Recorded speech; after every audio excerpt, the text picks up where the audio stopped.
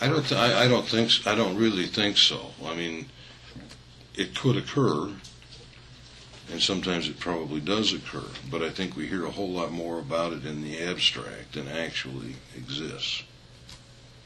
When you say you hear about it more in the abstract, what exactly are you talking about? Well, I think people make that argument in order to further their own political or whatever other agenda they have, whether it's true or not. It's an easy thing to say. It's a label, you know. It's like you say activist judge or activist court, where somebody says, well, the judge is liberal or he's conservative.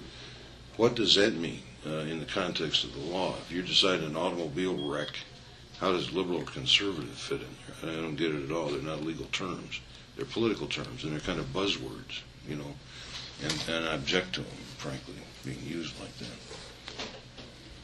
And the same thing is true when you talk about, you know, somebody being a strict constructionist or something like that. What specific example would you cite that would show what you mean? That to me might have some meaning.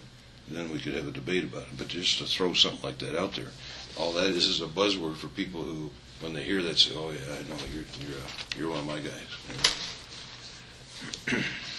One of the issues that is being attached to your race in specific is next year's redistricting, legislative redistricting. In fact, after you were appointed, there were a lot of people who said, "Well, now the Democrats are going to get 10 years of generous legislative districts." What are your thoughts on the redistricting process? I think that's very presumptuous of people to say things like that. Redistricting is a legislative function. It begins with the legislature, and I would like to assume that it's going to end with the legislature. Now, you know, Bill Ballinger and others will say, "Oh, well, Judge, that's nice, but so is pie in the sky, and it's never happened, and these things end up in front of the court." That doesn't mean, I'm not one to presume that the legislature isn't going to do its job, so I assume that they will do their job.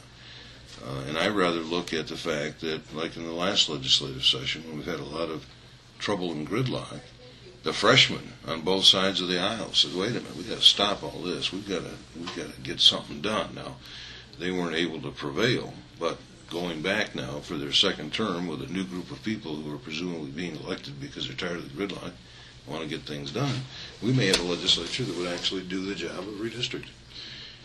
If they cannot get it done, and if it does end up in front of the court, then to me it's no different than any other case. You know, you look at the facts. Where's the population? What have the changes been? Where do the lines need to be drawn? You don't do it on a political basis. And an assumption that somebody is doing it on a political basis is very cynical. You know, it means guys are lying. You know, they've got a predetermined agenda, and they're there being put there as puppets in order to carry it out. Well, if that's the truth, then we might as well go shoot ourselves.